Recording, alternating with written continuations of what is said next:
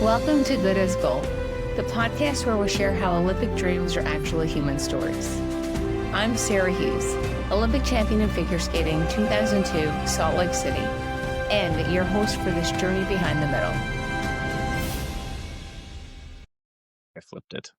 Nope, it's not gonna let me flip. I started on there, it's gonna end on there. Okay, there we go. I could see me the whole time. Well, now it's working. Yeah, if you want to hear, like, I was planning on using my laptop, and then Sarah, my wife, and I realized that we left it at a restaurant last week. She was using it to like go over like soccer rosters for the soccer organization she's the president of, and yeah, definitely. I had brought it there, but I mean, she was the one using it, and we left it sitting at the table. So I was gonna go get it, but they weren't open. They were closed last night, and they were closed until like 11. And I had a call this morning that went long. So, oops. So my phone, it is. Did they have it? I imagine they will. We're in a small town. I mean, I read this crazy story about you dropping your phone when you were fishing. Yeah, right to the bottom of a lake, 22 feet of water. But then you got it, and it still works. I got it the next day. That was yeah. That should be like an ad for the phone. And it was still on. No. It had 45% battery still on it. Wow. Wasn't it like over 2 feet underwater? Yeah, but it must have been down in the muck. I don't know. But it was, yeah, I pulled it out, and like I left the case on it after I'd got it, and I started fishing with my buddies because we were gonna fish then the next day because it was like an hour away where I was. And yeah, went and got it back, and I had it in my pocket of my like jacket, and I was like, oh, I should probably take it out of its case so it can dry. And when I went to take it out of its case, it had 45% battery. I'm like, no way. So you're just like lucky with electronics too. I don't know about lucky, but I had my underwater camera, and I concocted a device to go and scoop it up off the bottom in 22 feet of water, and we got it. It was wild. That's amazing. Well, thank you for taking the time to come today. Wait, I want to hear about the phone call you were on. So you told me that you sold your life story? We Up sold until our now? life story up until 2018. Yeah, our team did. So what does that mean? So that means that we allowed a group to kind of, write a motion picture about our journey to winning gold in 2018. We sold it back in January of 19 is when it finally got finalized that we signed the deal with the group we signed it with. And yeah, and it got written once, and then it got moved over to another group that kind of did a rewrite, and they sold it to Spyglass, picked it up, and then Paramount just greenlighted it yesterday. So Wow, congratulations. yeah, so like I was doing script review with the guys. Well, that's so cool. Yeah. Do you get a say in casting? They actually just told me today who was gonna play me. So I don't get a say, but I as of an hour and a half ago know who's playing me. Wow. Can you say if it's Paul Rudd? It is not Paul Rudd. So our characters have to be in their 30s. Like my character has to be in his 30s. Are we recording? Is this part of the podcast already? Or is this conversation? Oh, we can edit it out if you want. All right. We're good. Anyway, that's very cool. Congrats. I mean, Paramount's a big oh no. Are you in a basement? I am in my basement because I have a very loud barking dog that the middle of the day. You didn't need to hear that. So Okay. yeah. But I have I have good internet everywhere. My Wi-Fi router is right above me, so shouldn't be a problem, but sorry. That's okay. So I don't know where the movie starts, but I was wondering how you get into curling. It's kind of like a lot of sports, probably. Like I'm from a small town with a curling club, and my dad curled in a men's league.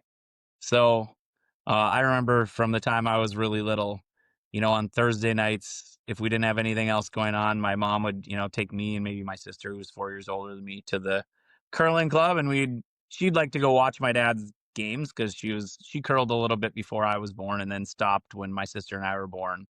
But she really liked the game, and so she'd go watch, and for me, I'd watch a little bit, but there's a pool table there, and there was, I think I got a little bit talked into it because there was a popcorn machine, and we didn't really have soda at our house, so like, there was Dr. Pepper, so I was going to the curling club for the popcorn and Dr. Pepper and the pool table, and yeah, and as I got a little bit older, got kind of more interested in what was happening out there, and then by the time I think in sixth grade is when I finally decided I want. So yeah, that was kind of where I got into wanting to try it. But then, and then, it's like anything, Sarah. Like the first time that I stepped on the ice, I remember I knew what it was supposed to look like. So I think I probably progressed very, very quickly into like being able to like deliver a curling stone like effectively. But um, the first time you actually like get out there and like through it, I'm like, wow, there's just something graceful and magical, and it like hooked me from like day one. I imagine like the first time you go around on an edge and figure skating, and you feel that there's just something about sliding a curling rock that has just something that yeah, hooked me from the beginning. Did people just go right on and start sliding? I mean, how I do you mean, learn? yeah, like Do I you mean, learn no. with the actual curling stones that you Yeah, use? yeah. I mean, that's the only way to do it is like there's a rink there that has, and like curling rinks, like yeah, at the Olympics we play in big arenas, but like a curling club or a curling rink, like there was 4 sheets or lanes, is what we kind of call them in curling. We call them sheets. Yeah, there's just 8 stones at the back of the sheet, for each color, and yeah, and you go out and kick out of that starting block we have that we call the hack, and slide out, and you have a little piece of Teflon under your foot or steel or something, and kind of slide out and try to slide the rock down to the other end. So yeah, and I went and tried. I got a how I kind of I always thought I would always ask my dad when I started to get interest, like if I could go throw a rock after he got done playing. He was always like, no, it's men's league, because I mean there was guys men's league, guys are drinking beer as they're playing down there. It's like golf league, right? Like there's no kids out here, like no. And then finally in sixth grade, my pre-algebra teacher was one of the people that ran the junior curling program, which was on Sunday afternoons or Sunday evenings, and put out a flyer like, "Come try curling for the last month of the winter. Basketball season's over," and that's where I was like, okay, if my dad's not going to let me do it after a curling league game, I kind of always wanted to try it, and so that was the time when I actually went to the club in sixth grade, was because of a flyer that my pre-algebra teacher put out there. And so yeah, there's instructors at junior curling programs, and yeah, so I went and did that, and ended up going to every week then thereafter, and played my first bonspiel, which is curling's weird word for tournament. Yeah, and then the next year, I started even subbing for my dad in league. Like when he was playing in league, like I would play with him once in a while, and yeah, and it was something I really liked doing. But I was also at the time still playing basketball, and I was a pretty good basketball player too. So um, it wasn't until after eighth grade that I decided that I was going to hang up playing basketball, and when I started ninth grade, I started taking curling as like my full-time winter sport. Yeah, and it's in Chisholm, Minnesota, where I grew up. It's a little small town of like 5,000 people. We had a guy who had retired from the Peace Corps that was a curler in high school and had retired back to Chisholm, and he was passionate about getting kids on the ice, and so he had the curling club open for us every single day after school. And so I'd get done with school and I'd either walk to the curling club, or when I was like 16, would drive there and go practice every single day after school. And I kind of treated it like I had treated basketball and baseball, like a varsity sport, which, hadn't really been done much, because most kids, if you go curl on Sundays, you're curling on Sundays and maybe curling in a league. But I was practicing every single day. And to be honest, like by the time I was in high school, I was probably throwing the rock, and, I was always, really loved the strategy of the game too, and could compete with, some of the best curlers in our area, and even the best curlers in the country. And yeah, and it just grew from there. I mean, Minnesota is one of the hotbeds for curling in the country. So when you won the Minnesota high school championship curling, the curling championship, was that like one of the coolest moments of your life? At the time, yeah, that trophy was huge.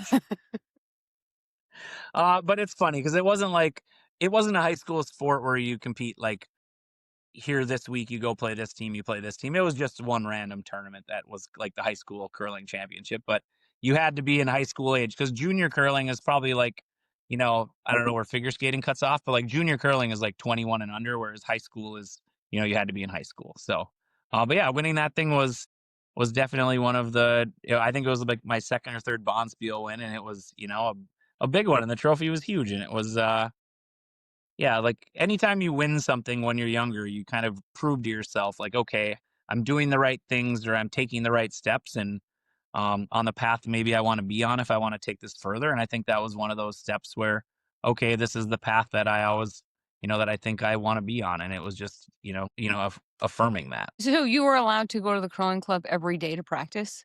Yeah, the months that we had curling ice, which was usually, it's kind of crazy because we only have curling ice in Chisholm. The ice would go in like after deer season was over, so like end of November, and then through like the end of March. So we didn't have a super long season. So even for me, if I wanted to curl before mid-November, Hibbing sometimes the next club over that was 7 miles away. So I curled there in league as well as I got into high school. Or I'd take a drive down to Duluth, which was like an hour away, and go practice there because Duluth gets ice around the middle of October. But every single day after school was done, I'd go throw. We'd get done at 3 o'clock, and at 3:15, I'd be on the curling ice and probably practicing for probably like an hour 15 minutes, which is a lot because if you're practicing by yourself in curling, you can deliver a lot of stones. It takes about 30 seconds for a shot to happen. So I was probably throwing 50 to 100 to 200 like rocks a day, and yeah, and it was something that I enjoyed doing. And then I was playing league after that on top of that in men's leagues in Hibbing and Chisholm and in Bonspiels on weekends. So yeah, it became kind of like who I was through high school. Well, what's the cross training you do for it? I mean, nothing back then. I played baseball through a couple of years of college too. So, I mean, but for me, I think, baseball was pretty good cross training, which seems crazy, but I was a pitcher in baseball and there's, like throwing a curling rock is very precise, right? You see somebody giving a target at one end and there's the broom, and like to have the hand-eye coordination to deliver it directly at the broom with directly the right speed. I think like, standing on a pitcher's mound and have a catcher give you a target and show you where to throw it and like trying to hit that target was something, so, I used other sports probably as cross training kind of deal, but, when I was young, you wouldn't find me in a weight room. That wasn't the deal. I mean, you Well, had like two mainstream sports, basketball and baseball. yeah. And then you're like, I'm going to specialize in curling. Well, I actually went and watched the Olympic trials for the first time curling was ever a full medal sport was in 1998 in Nagano. And the Olympic trials finals, so the last 8 teams that got into the Olympic trials, um, were in Duluth, where I curl now, like in the curling club. And I remember going down and watching, and I expected because this was in 1997, I was at start of ninth grade. I just decided to start curling full time instead of basketball, and I thought I was going to go there and be like blown away by how good these guys were that were playing there.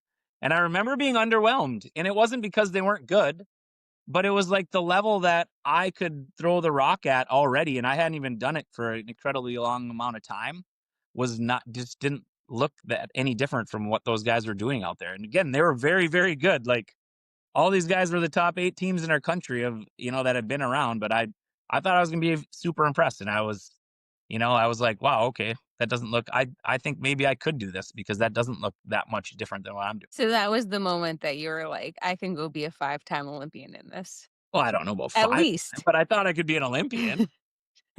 So yeah, I but mean, that must be like pretty cool also to be like, you know, you're pretty serious about you're spending a lot of time curling at that point. And then it becomes an Olympic sport. And you're like, oh, now there's something else to aspire to within this. yeah. Yeah, it was I mean, I I'm was reading. Go what's on. that? No, I was just saying, I was like reading about curling in the Olympics, and it was like in the first modern games in 1924, curling was actually part of it. But it took until 2006 for the IOC to say, oh, we'll give, those results, like we'll make those results official from Yeah, that's 1924. right. I mean, because it was a demonstration sport in 1980 and then again in 1988 as well. And then it was but that's where I think from the time I probably threw my first stone, like, they knew it was gonna be a full metal sport in '98. But yeah, because it had been a demonstration sport several times, and you know how that politics goes in, the Olympic arena, but yeah, and I think we're firmly in there now as a sport. We have, there's 20 teams in 20 countries in the world that all have legitimate teams that could be in the Olympics, every quad. So And that's really part of being an Olympic program is having that competitiveness across the countries. Um, yeah, It was a demonstration sport then 1932, 1988, 92. And then I guess they decided not to do it in 94. yeah. I don't know. Apparently, But yeah, was that Lillehammer where it wasn't? Not in I Norway. guess you remember. Yeah, no, but Uh, like I said, that was I didn't even really think to become a curler until, after that. So, but it was fun that I mean, the fact After that it became a 98? full Olympic sport was definitely a carrot to being it. But at the same point, the Hibbing Curling Club where I played league, the 1976 Men's World Championship champions were from that club. So like I knew there was world championships in our sport every single year because they had been around for a long, long time. So um the Olympics was, obviously probably just a bonus. I mean, like, hearing you talk about curling and I guess, like, some of the reputation of the sport and that it's, like, social, it's fun, beer league curling, but then you watch it and it's really serious. At least it is now. Well, it is when you're playing when you're playing on TV. Yeah, no, but that's the so and what you find out is as I get along the way is there's like a world curling tour. And it's not I mean, there's events every week. There's 5 or 6 events you can play in every week, and like right now, our team plays like every other week. We play in an event on the tour, and yeah, and if you're doing it and trying to aspire to, go to national championships, to win national championships, to go to Olympic trials, to win Olympic trials, go win the Olympics, yeah, that part of the sport is definitely more serious than going and playing on a Tuesday night with a couple buddies and drinking a few beers, but the beauty of our sport is I've never stopped curling in league. I still curl. I curl on Monday nights with my wife and a couple of our friends. And then I curl on Wednesday nights with my kids now, who are 10 and 12 years old. Like they play in a curling league and they have 2 other kids on their team. But if one of the kids is missing, like I'm the fill in. So like I'll go curl with my kids in league. So even though I'm competing, every other week around the world and battling for, the Olympics and the national championships and world championships, is I still actually still play in league like I did when growing up. So that's one of the weird things about our sport. If I'd say it's weird, I'd say it's nice. It's awesome. Yeah. Like the community. I mean, so do your kids, I guess, like, they were very young in 2018 when you won. And then in Beijing, it was during the pandemic, so they didn't get to go. Nope. Yeah, it was. I mean, yeah, Luke. That's one thing that half the reason why even curling, where I didn't even think about retiring after 22, was like, my kids, they're gonna remember that one, but they're gonna remember, leading parades. My kids carrying the flag at their school opening ceremonies for the Olympics, just like Dad was out in Beijing, and not, being there while I was carrying the flag at opening ceremonies in the stands, right? Like, so this is a chance to they'll be old and they're definitely old enough now to remember if we make the Olympics this year to, be there. I don't know if they'll be able to afford it because the Olympics are getting ridiculous expensive these days, but It's just so expensive. Anyway, so tell me about the Olympics. So you make your first team in 2006. So that's not very long after, it's like 8 years after you saw it on TV and were like, "Oh, this would be cool." What yeah, it was the was. experience like of, like, walking up in ceremony, putting on the jacket, and then actually being in the arena competing? Yeah, no, it's I mean it's surreal. Like I mean I didn't even make it to a junior national championship until, my freshman year of college, which was 2002. And I went to 2002 Olympics as a spectator. My parents and I went, and we went to probably like 5 or 6 events. We went to like 3 or 4 curling games and went to like doubles luge. I was actually standing next to the track when Mark Grimet and his partner got their silver medals. Like we were standing next when they found out they were Olympic medalists. Like I'll never forget being there in person, 15 feet away from them as their coaches tackled them on their sleds, and Brian and Mark, clinched an Olympic medal. Like, I mean, I remember watching those openings. I remember watching you from a little tiny hotel room in a Roach motel between Salt Lake City and Ogden where the curling was. Like, and yeah, and so then I made my first junior national championship that year, and And then next year I ended up getting a chance to play on one of our better men's teams in our country, but that team hadn't won anything yet, like as a team. And that year we won the men's national championship, and I was going to the men's world championships at 20 years old. So that happened extremely fast. And then we were the best team in the country all the way up into the 2006 Olympics. So, we won the Olympic trials as the favorite in 2005, and and we ended up going to the Olympics in '06, and yeah, and it was, yeah, those things you definitely never forget is, going through processing the first time, and like trying on all the stuff and getting all those things, and then the first time you get to use anything you're doing in processing is when you do go walk opening ceremonies for the first time. And um like 2006 opening ceremonies was life changing. I mean, I remember when you can see the entrance into the Olympic Stadium, when you're walking out there, and then the flag bearer waves the flag, and USA chants within the delegation, and the first time I remember it being like an out of body experience. Like I don't remember walking, I remember floating around the arena. But our families had all bought tickets for opening ceremonies, and so we're floating around the stadium and looking, and you see American flags, like, oh, I think that was them, I think that was them, I think that was them. um And then we got to the end of the loop, and our families had made it all the way down to the rail right at the bottom of the loop. And we got to and I got to share like the opening ceremonies like with my parents. Like I went from floating, like out of body experience, to like I'm crying talking about it still to this day. Like it was so emotional because like without that support, and at that point, like I just met my now wife like a month before I left for the Olympics, but they were the people that allowed me to take that journey, that would bring me to any curling tournament I wanted to play in, that sacrificed so much. And to be able to share that with my parents was like so powerful. And then the opening ceremonies are crazy. They're outside, and it was pretty cold, and a Formula One car was sitting there whipping donuts in the middle of the Olympic Stadium, like as we were sitting there watching it. Like it was wild. And um but it was also like it was profound. And the one thing, about, carrying the flag in 2022 was a huge honor, but it was also kind of, for me, I've always had a teammate on my actual curling team that their first Olympics was one of my next Olympics.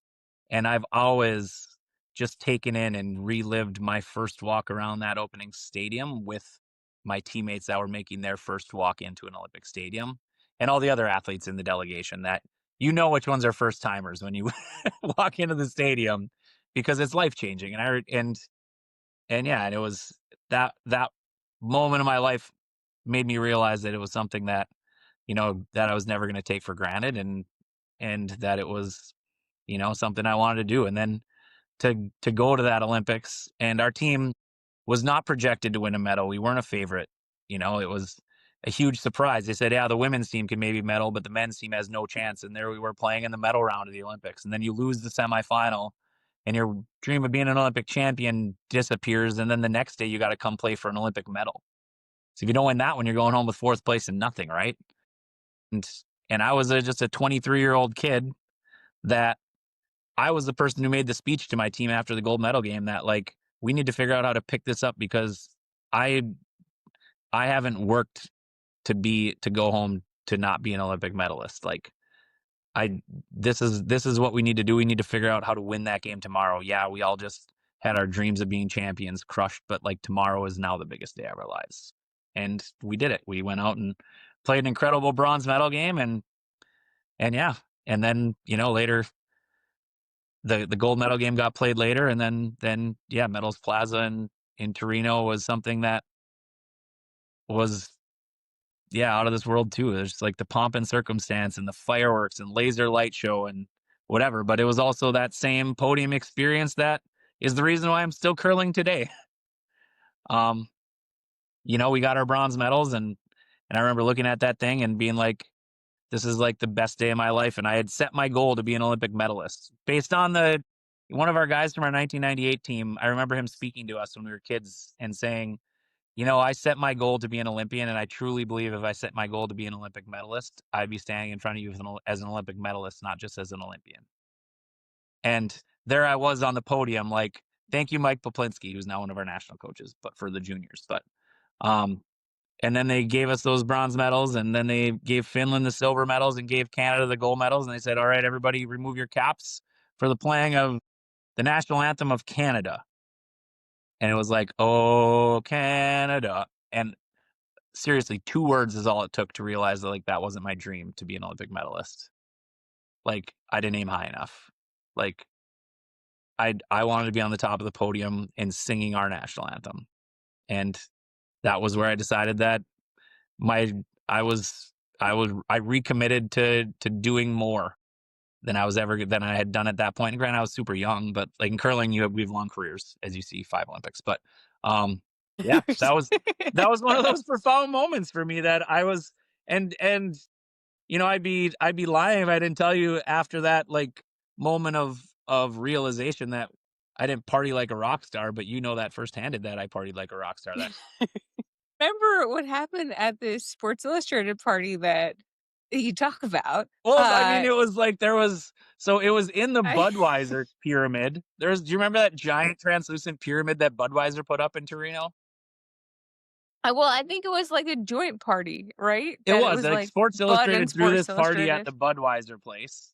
But Right, and I think that there was like an issue also of some people getting in because then you had to be 21, like you couldn't be 19, 20, right? Or yeah, was that like not a probably. thing? I don't Yeah, I don't remember. know.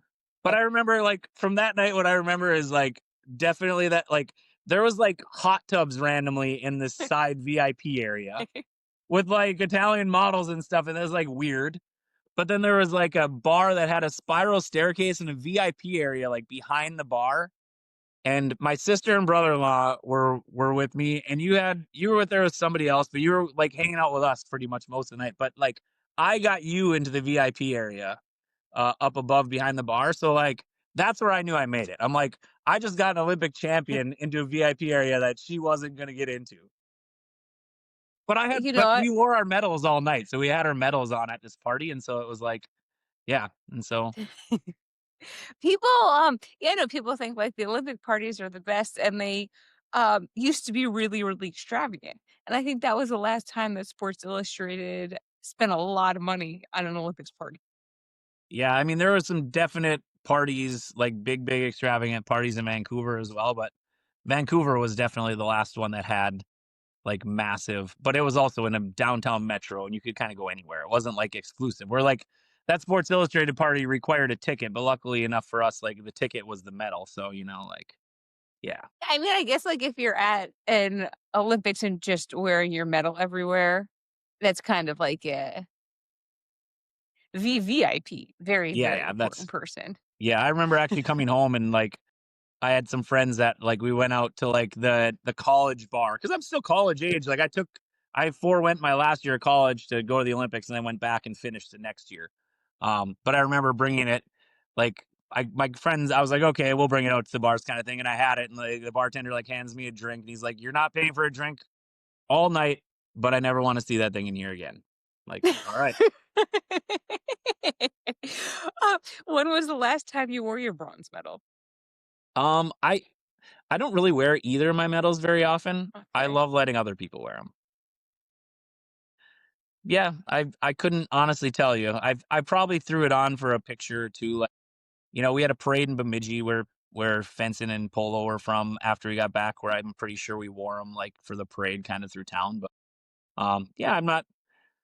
I wear them, the night you get them kind of thing. But after that, like, is one of those things that I like to save that. But same point. My ribbons and both my medals and the medals are both pretty beat up, and the ribbons are pretty much destroyed because they're like silk and they don't give you replacements. So like they are what they are. But I think, I've always thought when you win an Olympic medal, you win it as a country, like they, say Olympic champion such and such, but the United States of America. And I just, like I think that we win Olympic medals for your country and you just get to be the keeper of it because you're the person who earned it for your country. And that's where I just think that sharing it with people and giving people an opportunity to hold something that belongs to our country is like also like one of the biggest honors of my life. And yeah, I think both my medals have probably been in over 10,000 people's hands. And I don't let people wear my gold anymore very much because the ribbon is so broken. I just don't want it to be like that's the last straw and it falls onto the floor. So if I let someone wear it, I'm like, okay, you can put it around your neck, but like don't let it dangle. Well, because they're heavy. Yeah, like, the one from Pyeongchang was the heaviest Olympic medal ever made until Beijing made it just a little bit heavier. But the funniest thing is I went and I was, like, looking and they engrave in them or whatever. It says, like, men's curling, and I was like, "I wonder if that's the fewest number of letters that could be carved out of it," and we were pretty sure it was, so we think that the men's curling medal is actually the heaviest medal ever made because it had less letters taken out of it on the medal. I know you say men's luge, but men's says singles luge and doubles luge. So, Oh, okay. yeah, So look at what I mean, it I doesn't guess matter. my medal's not nearly as heavy as mine is heavy, though. Well, yeah, they don't mess around when they give you those things. Like they're not like they're all heavy, and that's the thing, right? But they're like solid silver and plated in gold. So So, like, one of the things that I like, about you telling this story is also your patriotism in being like, "This is for the US," because I know you've had a few struggles with USA curling. well, USA curling and USA Olympic fans, yeah, 2010 was something. I remember seeing you at the USA House in 2010, and you were just like, "Oh, this is terrible. Everyone hates me. The whole country hates me." All of this stuff, which, um, you know, I felt was like blown out of proportion. Yeah, I mean, you But think that, but my goodness, like it was incredible. Like the amount of vitriol that people can and and really, even if you look right now, like my Twitter handle is still Shusty 2010. And I keep the 2010 on there because Twitter in 2010 was like the worst place on earth if you were doing something like missing last shots to win games at the Olympics. And I missed 4 last shots that ended up, as to end 3 different games because I missed a last shot of a 10th end and a last shot in 11th end against Switzerland. And I say but like our team missed them, but I was the guy throwing them. So like whether it was my fault or not doesn't really matter.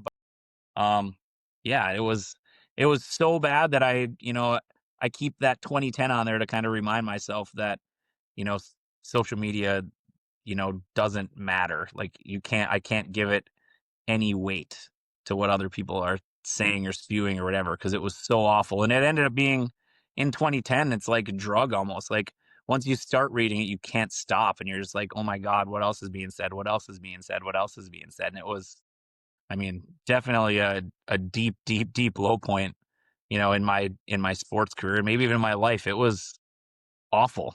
But at the same point, um, I took the next year and a half after that. The next year I competed, but I played third for another on a team where I wasn't the skip, and I, took that weight of throwing the last rock off of my shoulders and wasn't really sure, if I wanted to continue, to play. And and and really it was the summer of 2011 after a full season after the Olympics that I went back and watched one of those games where I missed some last shots and I almost was my heart rate I just was going through the roof as the game got close to the end and I knew what was going to happen. That I realized that I had some anxiety like issues like towards the end of games like even knowing what was going to happen and but I also realized that that might be something I can overcome and I knew that calling the curling game, like strategy and tactics has always been my strength. That's where I've set myself apart from, other people in our country and been known as one of the better, tactical players in the world. So that I needed to be the skip of a team in my own mind. And yeah, and I really that's where I started making the steps to develop into, what I became after that. So, I mean, it was obviously a very important part of my journey was having that big failure. So, I mean, maybe it made a little bit more dramatic because then, you know, 2018, spoiler alert, you win, which we can get to in a second, but it's like 2010 is like last place, 2014 second to last place. So then, it's just sounded like you're helping US curling figure out, okay, how do we rebuild? How do we get back into, the elite of the elite? Um, And it's like you find a sports psychologist, you find a trainer, like, let's Well, get you in better shape. And then they hold a combine for yeah, to try to say, like, we're gonna now figure out who's we're gonna decide through this combine who's gonna be on the high performance team. yeah. They had a combine, July of 2014, yep. Did you feel like you were above going to this combine? No, no, because to be honest, like, I worked with our national like, our head national coach of our high performance program. It was a lot of my ideas that were going into place, like, I remember seeing Derek in kind of, at USA House in Sochi. I'll never forget after the women went 0-9 and we went 2-7. And I remember it looked like a very heated discussion out on the deck that was like away from all of us. Like we were in USA House and looking out there and seeing the seriousness that was being given to our national coach and our CEO of USA Curling at the time. Um, and I told him, I was like, we don't have like the funding and the resources, I don't think, to give ourselves the best chances to be on the podium. Like if we had, sports psychology, like you said, and a trainer and somebody to hold us as athletes like more accountable to what you're doing between events that you're playing in, because we're playing every other week still, but like what are people doing other than that? Are the best players playing with the best players? Like, that at that point hadn't really happened to, I mean, it happened, but I mean, the best players have to play with the best players but does that mean make an all-star team? And, like we didn't believe in making an all-star team as players, but it was something that was going to happen. A week before the combine, they actually, our director of athlete development asked me to write him a recommendation or a letter in support of him getting his visa renewed because he wasn't American. And I wrote a letter basically saying that, because he had done a ton for my curling career in the previous couple years. Like I had learned a lot and he did a lot of things that others weren't doing. He was one of the things that was going to help us get it to the top of the podium. And then 2 weeks later, going to the combine, which again, I wasn't above. I was excited to see who they're going to put on my team. Because if you ask me to write him a letter of recommendation, he is not going to cut me. No chance. Like I'm going to be the skip of one of these teams, and I want to see who the heck they're going to put on my team and see if we can make it work. And then 2 days after the combine, I got an email that says, "Thanks for your effort in the combine, but you were not chosen to be part of the high performance program moving forward." And I was like, and the next day a press release came out, and I'll never forget that press release. It said, "We've selected the 10 male and 10 female athletes." So this wasn't one team. This wasn't 5 players. I'd been the skip of the last 2 Olympic teams, and our team was the best team in the country for a solid 2 years leading into the 2014 Olympics. And I was, you know, what I think, but I like the best skip in our country, like that calls the strategy and whatever. And like we've selected the 10 athletes that we think that we believe will give our program the best chance at international curling success moving forward. And I was like, I mean, I'm 31 years old. My prime is definitely ahead of me. There's no way that, I mean, curling skips experience matters so much more. And I had not put in less work. I had never had a full-time job other than 2010, 2011 is the only time I even had a full-time job that competed with curling for me. Like I'm a stay-at-home dad. My wife works and I stay at home with kids and whatever. Like my kids, I had a pack and play in the warm room of the curling club that I would wait till 10 o'clock in the morning. And I knew that Luke, my oldest son, when he was a baby, like would fall asleep on the 15-minute drive down to the curling club. And I'd put him in the pack and play and I would curl and I would keep looking out every couple minutes to see if he'd wake up. And if he woke up, I'd put him back in his car seat and put him out on the ice with me. And that was, and I practiced every day. Like that's what I did. I was like the only person of that caliber, that age, doing that stuff. And yeah, so to read that was it could have been infuriating, but I actually have this mantra, like even with my curling teams is we have to try as best we can. Like when stuff doesn't go right, is to not be angry, but we can be disappointed, but we can't be angry. If you're angry, you got to get it out really quickly. Because disappointment like doesn't get in the way of making rational decisions, but anger does, right? So I remember my mom and my wife Sarah were really really mad, and I was like, you know what? I never had funding really, even when we won in 10 and 14. Like we weren't like the national team. There wasn't really anything, and the people that were getting the big bucks in funding weren't the teams I was on. I was like, this doesn't really change anything except for 10 really, really good players are no longer available to be my teammates. So, but luckily, Matt Hamilton and John Landsteiner, and we're also two of the people that were the last 4 cut at the combine, like myself. And Landsteiner didn't decide to start curling right away. The reason he got cut was because he was just starting his engineering career and wasn't sure if he even wanted to curl or if he wanted to actually get going in his career, because he's a very driven, is a civil engineer, so. But then I remember being like, all right, Tyler George didn't come to the combine, and he was out. He's maybe the smartest curler I've ever met. He definitely is. And and I had competed against him. We beat him he was the skip of the team that we beat in the finals of the Olympic trials to get to the 2010 Olympics. He lived in the same town. We're this exact same age. We graduated. We competed against each other a bunch of times. We tried to play together one time when we were in high school and it didn't work out. And I was like, hey, I got cut from the program. Like, you still curling? You want to maybe join forces? And it didn't take very long. And before you knew it, we were teammates, and Hamilton was on our team. And then a couple months down the road, like, Landsteiner joined us, and it was from that day forward. That year we played against those 2 national team high performance teams that year. And we played 11 games between the 2 of them, and we were 10-1. I mean, it must have been like this nice feeling of redemption then at the next national championships to be the champions. Yeah, and I don't know if it was maybe a little bit of redemption, but it was validation, because I knew what they were going to be doing. Like, I knew the sports psychology piece, that all the things that they're going to try to be doing, and I challenged the guys when I had the guys, come play on our team. I was like, we need to do more than we've ever done. Like, I sent out a survey of probably 25 questions. Like, what's your favorite curling shot to throw? What's your least favorite curling shot to throw? Who's your favorite teammate you've ever had? Why? Like, trying to get us all so we had a better understanding of who we all were, so we could be a better team and have more success. Like, that stuff the high performance program wasn't even doing, but I did it and tried to get all of us on the same page and get more synergy than any team I'd ever played on that had before.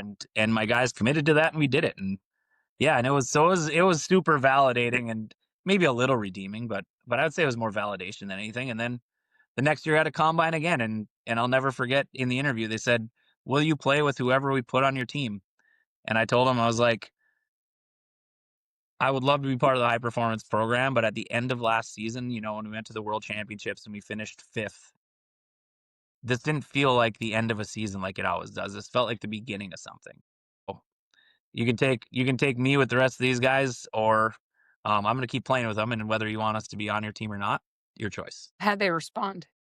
I mean, they signed a 3rd high performance team. They didn't cut anybody from the other 2 teams, but they added us as the 3rd high performance team, and we got, the same funding and resources as everyone else. So. I mean, I saw one of the things I was reading said that after the first combine, you wrote on Facebook, not being accepted into the high performance program is not going to stop me from moving forward in my career. Now accepting applications for my own high performance team. And you got 500 responses. Yep. It was also a little bit of a turning point, in probably like fandom, like even within the curling community, because you get your fans, and I imagine like the area you come from, and those people are your biggest supporters. And maybe if you're skating for the country, like we had fans, and I've always tried, I think of myself as trying to be like a good person, and like and I have curling friends all over the country, but that was the first time where people thought, like, man, this guy or these guys were maybe a little bit wronged, and we became like everybody's favorite. We were Team Reject, and everybody in the country was rooting for us because it was us against the man. Did you come up with the name Team Reject, or was Oh that no, just... I'm sure other people definitely did. It wasn't me. No, I wouldn't do that. Because I was like, that's a pretty phenomenal name as part of this story. Yeah, it works.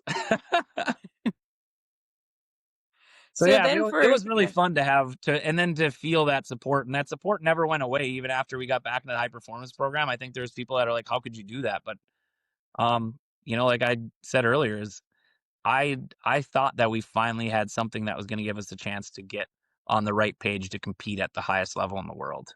Like that we actually built the structure to do it, and I wanted to be part of that because I believed in it. that at the Olympics, you I guess you have to make it to the, gold medal game, but it's 10 days from, or like, I guess like the total is 11, but for you guys, like the first game that you play on the first match, and then like 10 days later, and each of these games are like 2.5 hours.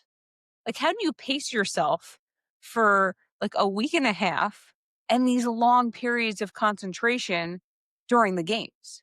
Yeah, I mean it's definitely I'd say it's tricky. We're used to playing a lot of games, right? Like I mean even last weekend we played in an event up in Calgary and we played 8 games, but we played those 8 games in 4 days.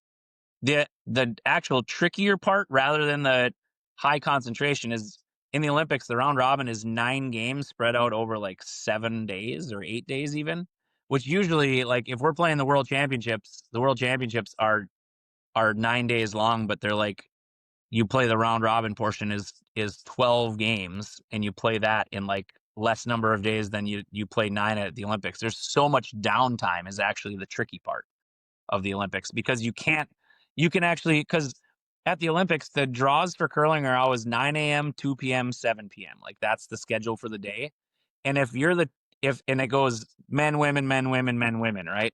If you're the 2 o'clock draw and that happens to be, and there's only 4 sheets of ice and there's 10 teams. If you're one of those teams that doesn't play in that draw, you have a full day off in the middle. And nowhere else in all of curling would you ever have a full day off in the middle of a competition. So, like, even just, it's actually tougher the fact that it's drawn out so long, not so much for the mental focus part of it, but like the focus off the ice of how to stay engaged and not have these super long breaks between games that we're not used to like becoming a problem.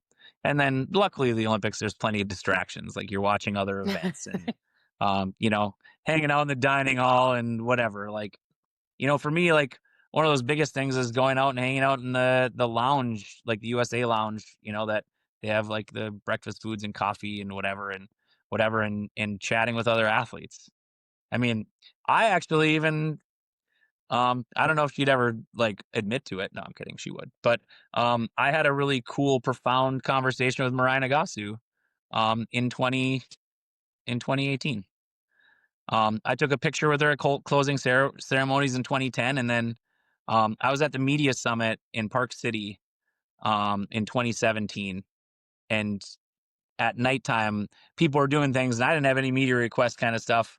And one of the media guys was like, "I'm going over to the Park City ice rink. They're doing a figure skating and hockey demonstration. You want to come along?" I was like, "Sure, I'll hop on the media bus." So I go to the demonstration, and Mariah, I swear, she skated her short program, her actual short program, because she wasn't one of the favorites to go, right? Like she was kind of like she got onto the team kind of as like a maybe she was going to make it, maybe she wasn't, and she used that platform to like let it fly.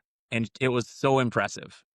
And everybody else was jumping safe jumps and doing like, their program, like some program to just give people a bunch of chances for pictures. And she used it. And I was like, that's what Olympians do. And she did that in 2010 and she didn't make the team in 14, right? And I was like, she's going to be at the Olympics again. And sure as crap, like she crushes it at whatever the trials were and they name her onto the team. And I was like, the first time I'm going to see her there. And at this point I was really in like, a spot where, if you see somebody that somebody does that impresses you, you let them know kind of deal. Like, cause there's power in it. Right. And, and I remember seeing her pretty early in the games. And it was a morning and I was down in the USA lounge and I'm like, "Hey, Mariah," I'm like, "I got a picture with you." I'm like, "John Schuster from curling. I got a picture with you at the 2010 Olympics." And I was like, "Just want to tell you congrats at making him back." I was like, when I watched you skate in Park City, I was like, I knew like that was what a true Olympian would do and was gonna make it back. Like I knew you're gonna be here. She's like, "Oh, thank you." And like she was like kind of on her didn't like really acknowledge me a ton, but like was nice. And then And then I was like, oh, she's got makeup on. And I was like, the women's figure skating is not till the end. And I was like, I was getting like full makeup for like training and stuff. She was like, no, I'm skating in the team event in like 2 hours or 3 hours. I'm like, well, go crush it. Cause I know like go crush it like you did in Park City or something along those lines. Mhm. And she's like, thanks. And then she like puts her, and you had to take your shoes off to go into the room because it was Korea. She put her shoes back on. She's like, thank you for telling me that. I'm like, oh, you're welcome. Like, go crush it. And like that skate in the team program, do you remember what happened there for her? No, I don't She remember. landed Oh, the is it just first triple triple app, axel? first Yes, one ever triple X. by a female in the Olympics. And the next day she saw me, she's like, I want to thank you for like telling me that. Like, cause as I was like taking off my skate guards or something along those lines, like I thought of like what you told me that morning and I like knew I was going to crush it. I'm like, I had some impact and again on somebody who I didn't know from a different sport just by saying something like encouraging or telling her about like I was so impressed by her skate in Park City, like the way she used it. And it didn't surprise me because that's what Olympians do. Like, and that's, yeah, there's just so much power in it. There's so much power in lifting others. And that's, I'll never forget being at the summit in 2005, with all the athletes across all the sports, which you don't do anymore, but it was in the summer and and the steering committee that was there, Bonnie Blair, Dan Jansen, Derek Parra, Mark Grimmett, Paul Wiley, like we're talking about like your ability to to lift each other up as the big team, like that. The curling, the USA Team USA is like this bigger thing. It's not just this sport and that sport. It's all this whatever.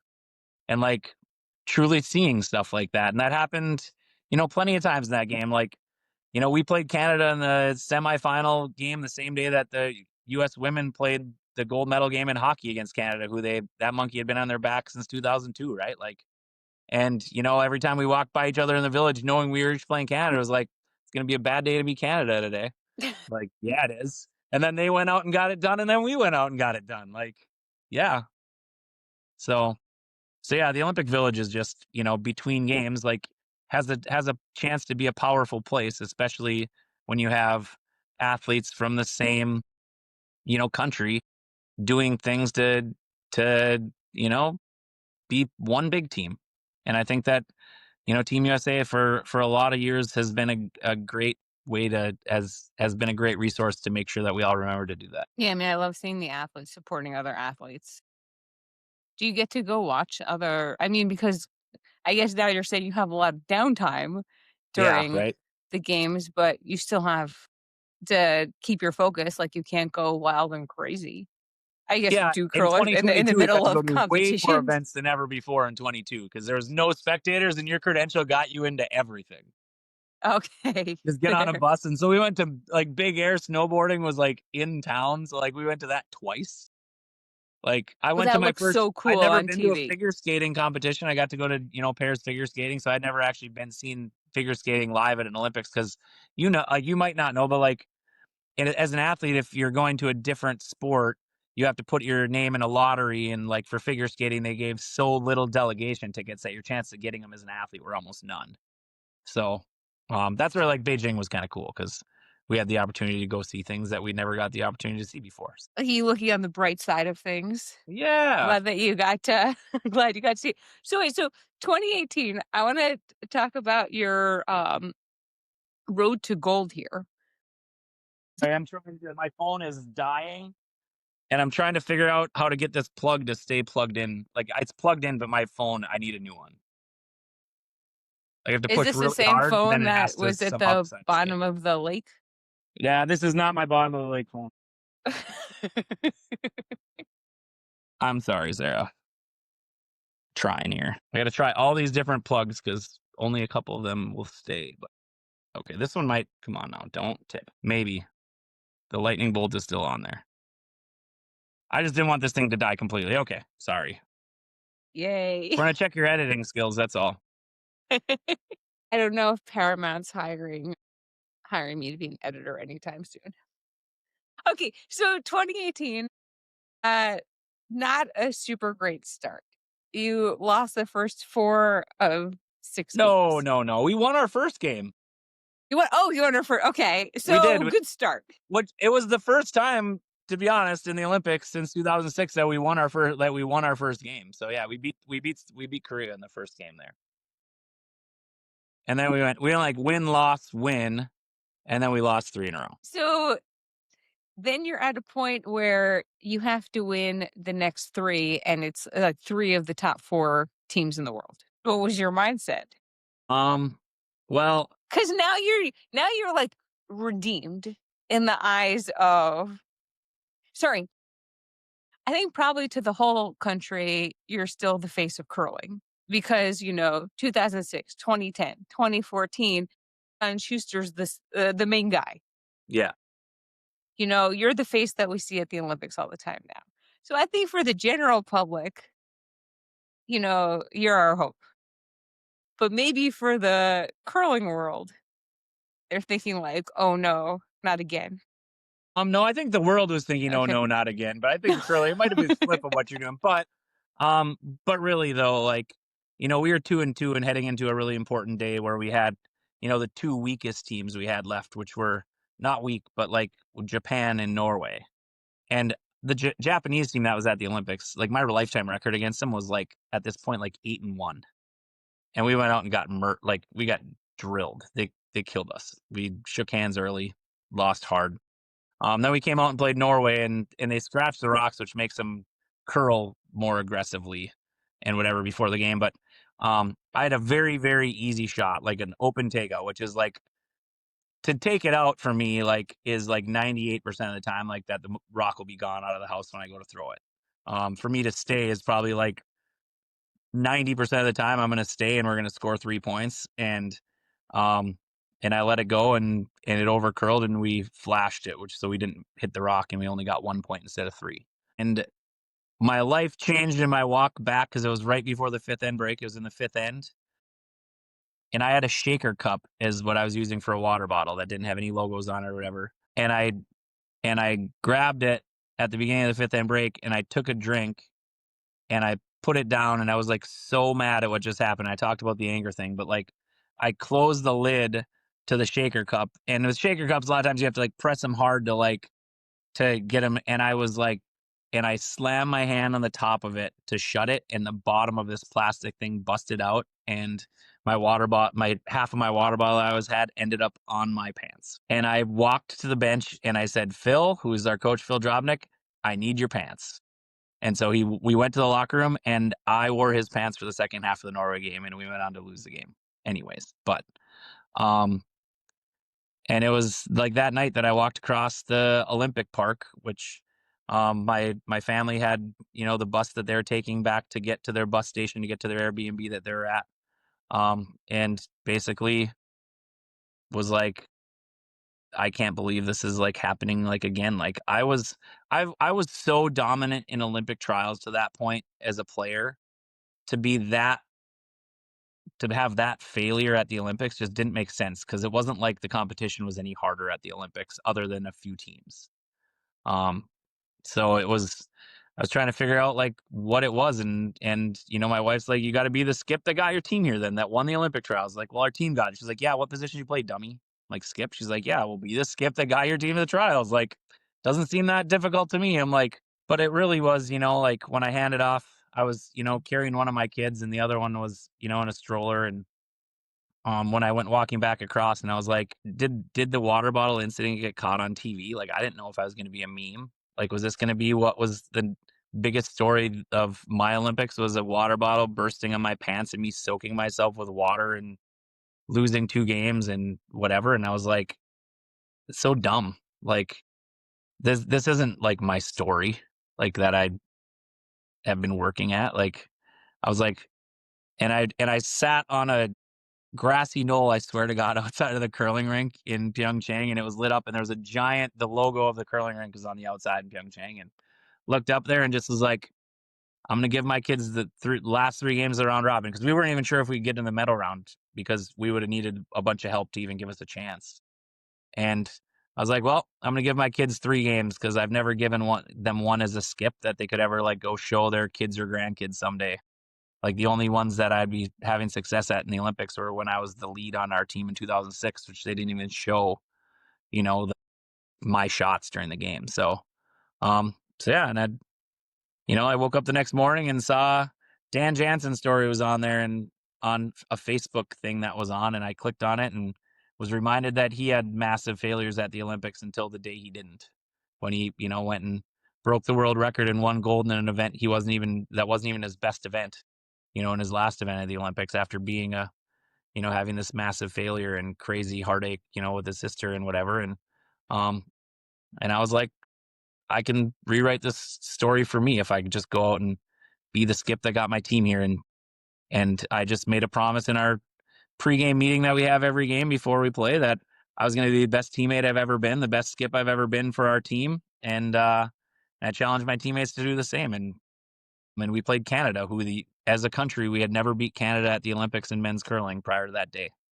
And we made it to the extra end, and I had a shot to win, and I was definitely narrower than I was trying to throw it, and Matt swept his face off, and we cleared a guard by a piece of paper, like a 32nd of an inch that we got by the guard by, and we hit their rock out. But like, I didn't need to be close to it, but if that rock curls a 32nd more of an inch, like, I'm not talking to you on this podcast right now because we weren't winning gold. I might not even be curling anymore, but Matt got that rock by. And yeah, and after the game, in the post game interview, I actually, even like the only time in my life I've ever like broke down like on camera, but I was just like, I was telling her, like, I saw this video of Dan Jansen this morning, and I was like, I knew that I had a chance, like, that this isn't my story, like, of what's happened throughout my career. And there was power. And so the next two games, I did the same thing, and we beat Switzerland, and I played like the best game I probably ever played at the Olympics in that game. And then we went and beat Great Britain and got a direct ticket into the medal round because the right things happened that we didn't even have to play a tiebreaker to get in the medal round. And we played Canada again and controlled that game and won. And then, yeah, and then played Sweden in the most famous game in U.S. curling history. And in that game, something happened super fun that we scored 5 in the 8th end, and I had a double takeout for 5, like a shot that, I had in my career been known for at the Olympics, not making that big shot, making that big shot to score the most points that had ever been, scored by a U.S. team in the Olympics in the gold medal game against the number 1 ranked team in the world from Sweden. And yeah, and it was, it's fun because I scored 5 points to clinch our spot to get into the Olympics in 2014. In the 2014 Olympic trials, we scored 5 points in a game. So to score 5 points in an Olympic final was also kind of fun. So To score 5 points, I was like, wow, that seems so unlikely. yeah, it doesn't happen very often. That's incredible. The analyst for NBC at that game, or one of the analysts, he wrote, on your 5-game win streak to the gold medal, he was like, this new curler came out just full of energy and confidence. And what that did, it changed John, but it also changed the whole team. He was this leader who wasn't missing anything. Like, Like, just wanted to be the guy that I'd worked to be and give my kids 3 games and give them 5. Yeah. I mean, I It was, was lucky. Yeah. yeah, it was life changing. My life's never been the same. I've curled and competed with that freedom ever since. And since winning in 2018, nothing's given to you after you win an Olympic medal. Like, you keep competing, and yeah, the target maybe gets bigger on your back or whatever. Like, maybe somebody to play against us at a national championship, a young team is like, maybe they're more nervous when they're playing against you. But like, we won the national championship in 19, 20, 23, 24, like, the Olympic trials in 22. Like, I've never had that much success like continued for that long of a time. I'd always built teams where we'd have success in the Olympic year leading into the Olympics and give ourselves a chance at the Olympics. But like 2014, we built a team that had success for those 3 years. But like, since that gold medal game in 18, like, it's like playing with house money, which is, like I said, my life changed, from that day, that walk across the Olympic park after I thought I maybe made which, by the way, no one has that water bottle footage. So I wasn't sure if they did at the time, and maybe that got me to the place I needed to be. But I mean, and you said in 2016, winning the bronze on the podium, you were like, my dream is to win gold. like, this is not enough for me. When you were now standing at the top of the podium, did you think, like, "This is now enough for me?" No.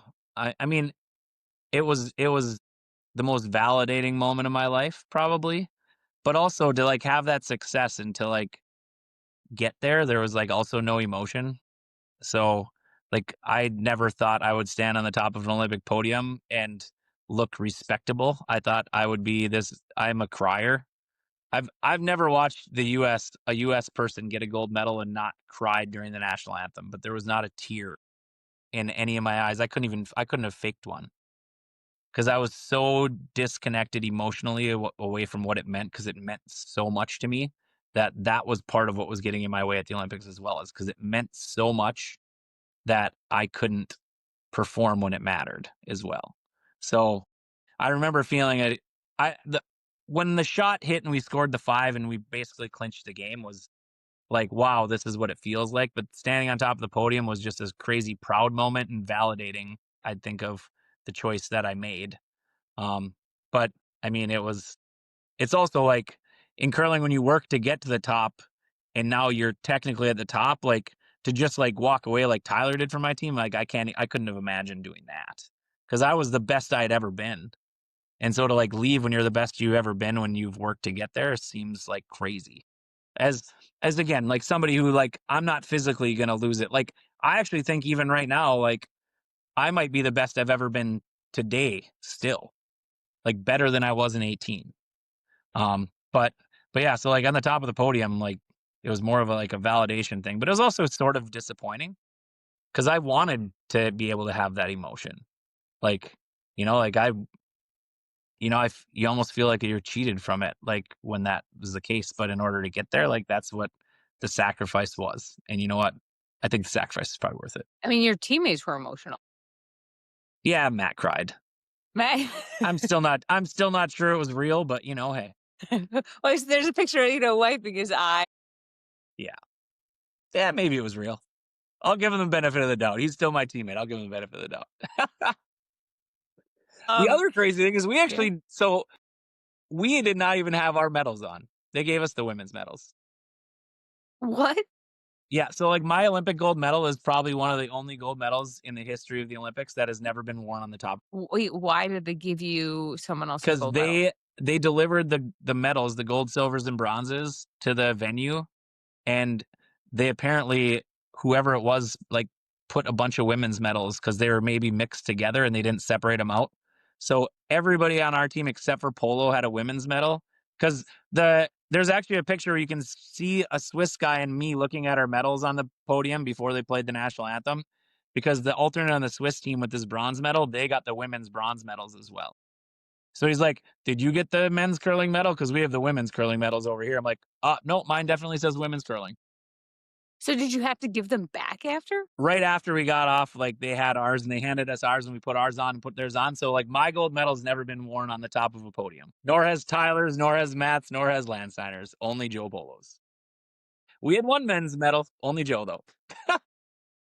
Um, so anyway, so then you decide, like, you're gonna just continue curling. Yeah. Is it because now you're like in the groove, you love your life, this is your calling? I didn't really know what else to do. I'd lie if I didn't say it had a little bit of something to do with elite athlete health insurance because curling's like my job. But for real, like I mean, um, it is, and at this point, like we win the Olympics, and like we talked about the movie, like sell our life rights or have people trying to buy our life rights. We have agents now reaching out to us that want to represent us, and like, is there actually money to be made in curling? Like we've had sponsors, but we never had any sponsors that were real. I mean, they were real, but they weren't like we weren't making money curling. Maybe covering our expenses plus a little bit. The only thing I was making was to get free health insurance or get really cheap health insurance for my family. Like that was, and now like, so to leave when now there's, so we sign with an agent and we get some deals early and doing some things and like, okay, like now I can maybe focus even more and be what I've been, I'd always hoped that someday my career could open the door for maybe people to be a curler for a living even if it's not a professional curler, but like professional curler, like somebody who can make enough money doing this sport so they don't have to have a day job like everybody else generally does in curling. So in our country at least. And yeah, so that had a little bit of something to do with it. And yeah, and I mean, so we went and kept playing, three of the four of us, and had a bunch of success. And every year it's like it's almost like if you're gonna play one more year, you're gonna play 4 more years. Like you make your decisions in quads, which is so dumb. There's no other sport, non-Olympic sport, where you're like, oh, if I'm gonna play next year, I'm gonna be playing 4 years from now. It's insane. But it's also good because it gives you, something to, continue to try to get better and better for. When Peacock did the 4-part docuseries on you guys leading up to Beijing and, Nick Offerman calls himself a curling super fan, narrated, did you get to have any say in, like, who would be narrating it? Did you know he was a super fan? Are you friends with him? No, I don't know Nick Offerman. I think Matt is friends with one of his fellow cast members from Parks and Rec, but not him personally. Um, but no, I don't remember how. I think someone that was working on the thing, like, were like, oh, I think we can get Nick Offerman to kind of do this thing, but we never met him or anything like that. But it was so fun though, like. And it worked out incredibly. I mean, we had an incredible final series with Dropkin leading in there, and they got to get a peek into like our team and our goofiness with each other. I thought it was one of my favorite things to have, um, just for like what that looks like leading into an Olympics. I thought it was a super fun take on it, and yeah, and it ended up working out where we won the trials, so it was even better. I mean, I got to people are do some super fun stuff with it. interested in curling, and this gives them behind the scenes of, life of a curler. Yeah, Sorry, life of an elite curler. sure. Yeah, because life of a curler is just like anybody who lives an everyday life that maybe plays in a bowling league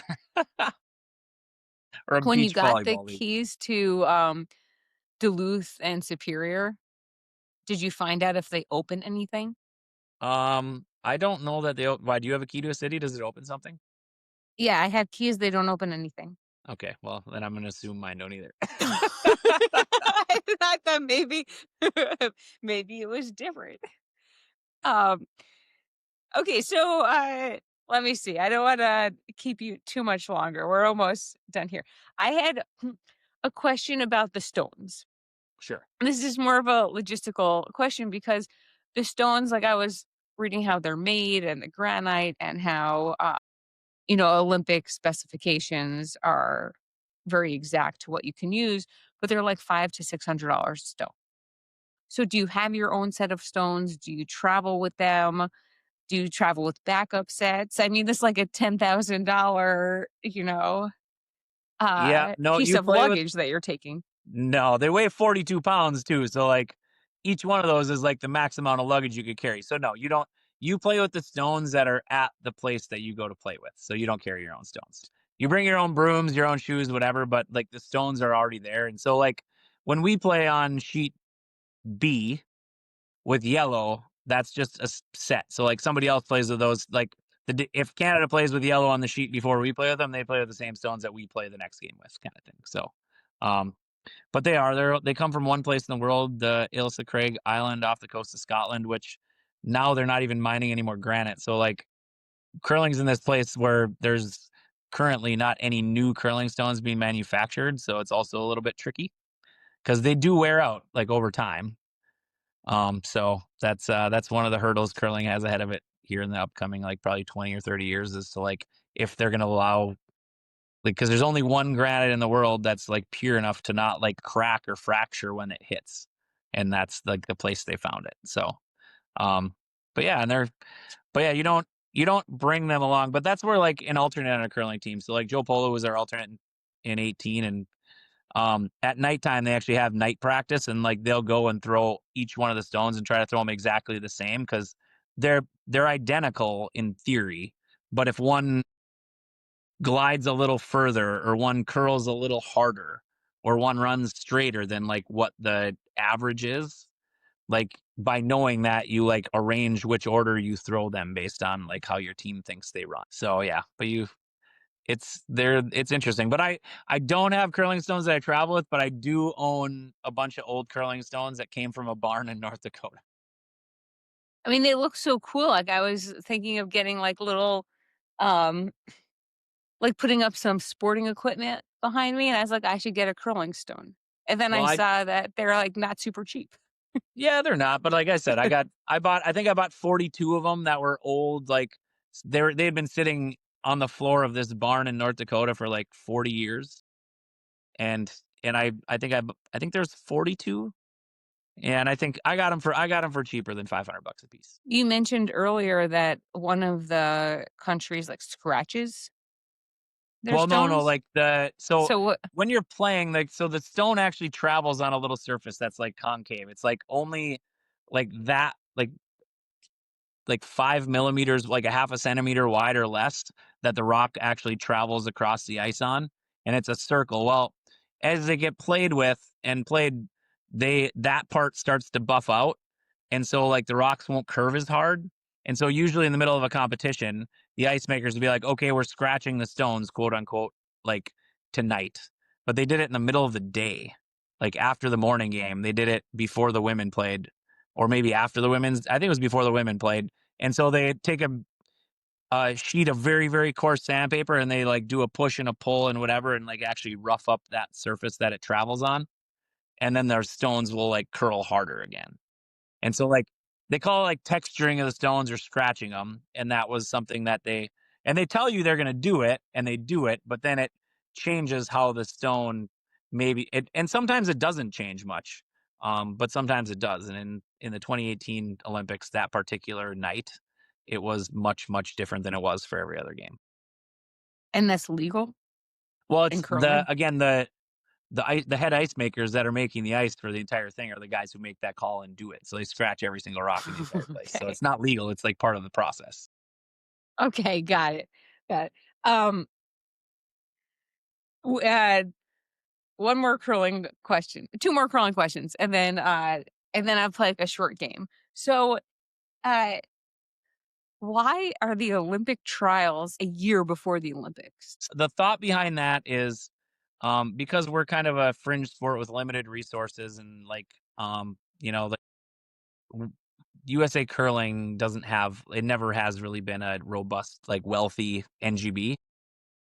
If we named our team a year in advance, like we did in 2006 and 2010, that they could focus all your resources on one team and help them build for the entire cycle, entire year going into the Olympics. So that's why they used to do it that way. But then when both us and the women's team underperformed in 2010, they decided to go back to the original way where you play the Olympic trials a couple months before the Olympics, because our competitive season usually runs from like the beginning of September until, mid February. And they wanted to see like, okay, which teams have and like play the Olympic trials in November and give teams a chance to be the best team that particular year. Well, I'm rooting for you because I see now that you're trying for Italy.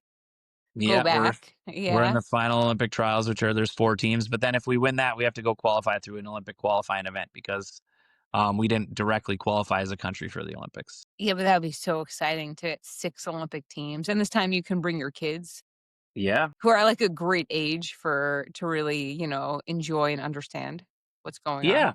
And my kids actually both curl too, and my older kid is actually really, really, really good already. So like between the 2034 Olympics being in Salt Lake and the fact that my kids are going to be 20 and 18 years old and I'm only going to be 51, like, who knows? Maybe I'm going to stick around for 2 more quads and try to go to the Olympics with my kids. I feel like that could happen. It could happen. I mean, that would be amazing. It'd be Then I wild. feel like it would be wild, and curling's such, like, a great sport to because it's already community based.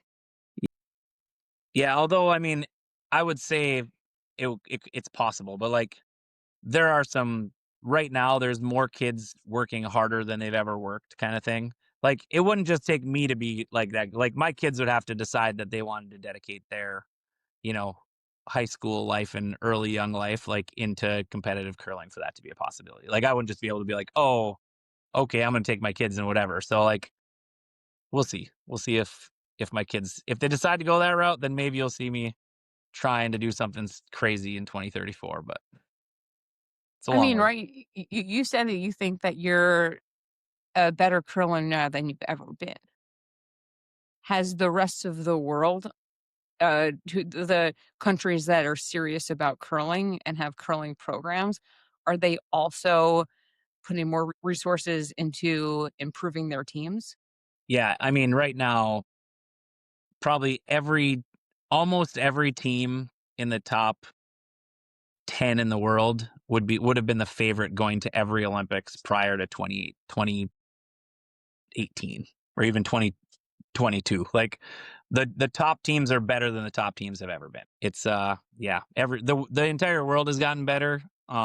But yeah, but we've gotten better too. So That's what happens when you make curling so popular here. well, I made it People popular are here, but I'm talking the rest of the world. But that's just yeah. Um, okay, so I like to play this game at the end, Torch or Tin. Torch is something that you think is awesome, and Tin is like, I don't think this is cool. Okay, mixed doubles as an Olympic event. Torch or torch, Tin? torch. Torch. Yeah, Is there an advantage to being a man or a woman in curling? yeah. It's body weight. It really is. Like so the amount of effect you can have on a curling stone is it's a finite amount based on like how big you are for the most part. So like my two guys who sweep on my team weigh 230 pounds and they can transfer almost all of their body weight onto the brush to like get it to and just that extra weight and sweeping ability, like men can have a lot greater effect on the distance and the direction that a rock's going on. So it's like, and then also the ability to even like, no, there's a lot of women that can throw it on like as hard as I can throw it, but sweeping ability is just, and it's just a size thing more than anything, probably. I mean, I went to go see the mixed doubles in Pyeongchang. I saw the Hamiltons play a little bit, and it was pretty awesome. Yeah. Yeah. I mean, anything to have more, more Olympic possibilities for people within your sport is always torch. Like, I mean, I d- whether I, and I the game is I'm a world bronze medalist in mixed doubles, and it was fun. I actually had way more fun like at tournaments when you're actually in that crowd. It seems to be like the off the ice vibe is so much more like laid back and fun and like community than even just playing like full team. Even at the highest levels, that's why I love mixed doubles. Am I going to play it anymore? Well, now I'm getting kind of old to sweep rocks, and like I said, just yeah, we'll see.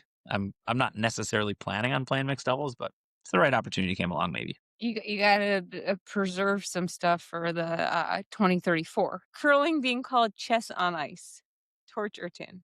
You can call it chess on ice. Don't you dare call it shuffleboard on ice. That's tin.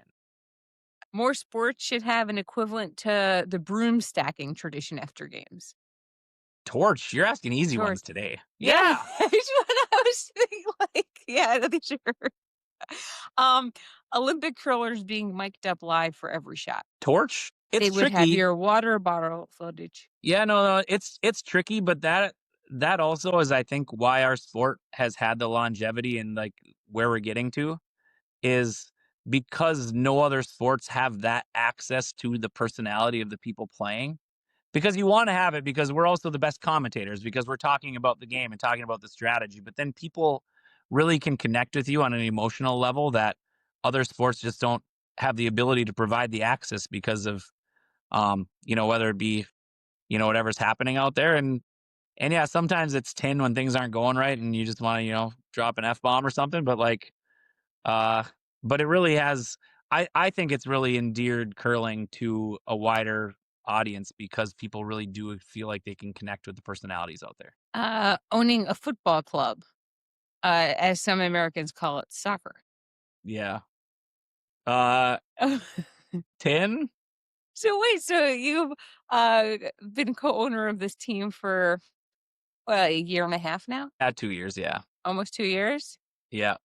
No, it's got it's it's torch a lot of the time. Um yeah. It's really cool, but at the same point like um it puts me in positions. It's this last year I ended up being the interim general manager as well.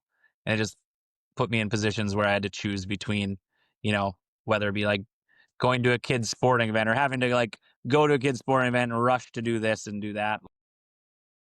I think owning the team, if I was like just an owner that got to sit back and not be super involved, would definitely be torch. Being as involved as I have had to be the last couple of years has just been difficult. That's all.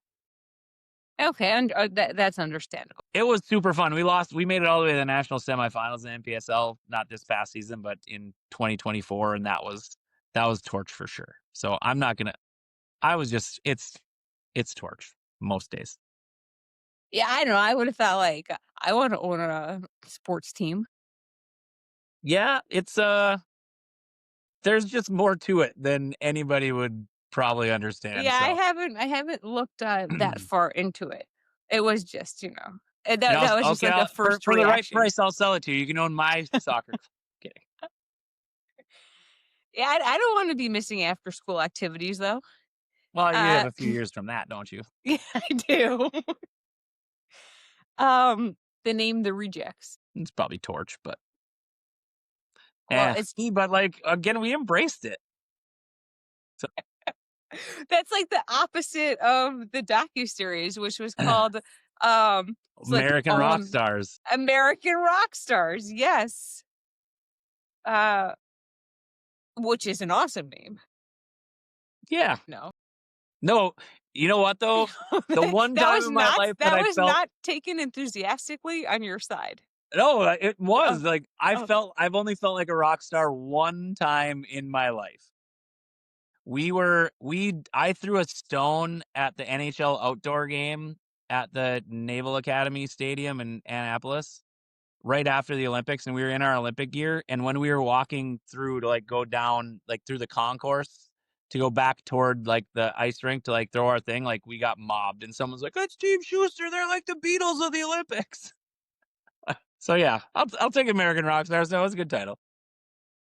Thank you so much for joining today. I appreciate it. I'm sure everyone loved hearing all your stories, learning more about you and curling. Yeah, no, it's been I've had a pretty fun journey. It's been obviously some tough stuff in there too, but it's I've had a lot of fun sharing my story with people when they want to hear about it. So, and it's always fun catching up and talking to you too. Yeah, and I'll be rooting for you guys as you continue over the next several weeks on your quest for Olympics number 6, Olympics number 6. By the way, if you make it, you'll be like really rarefied category of Americans to go to 6 Olympics. There's only one so far, but there's a couple of us trying for us to join Todd Lodwig. Yep. I love it.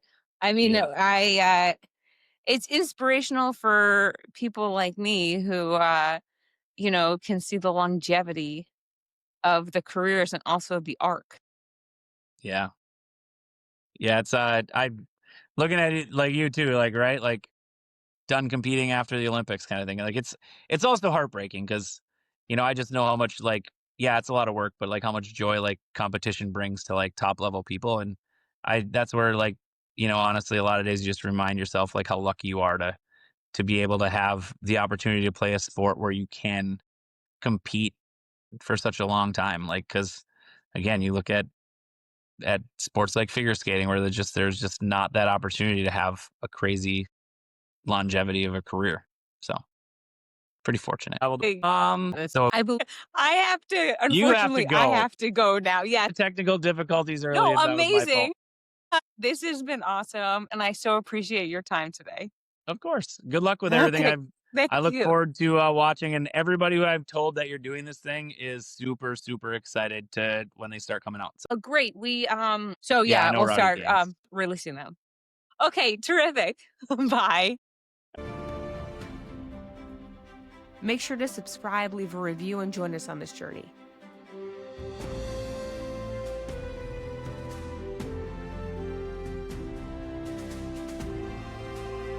And remember, behind every gold medal is a story worth telling.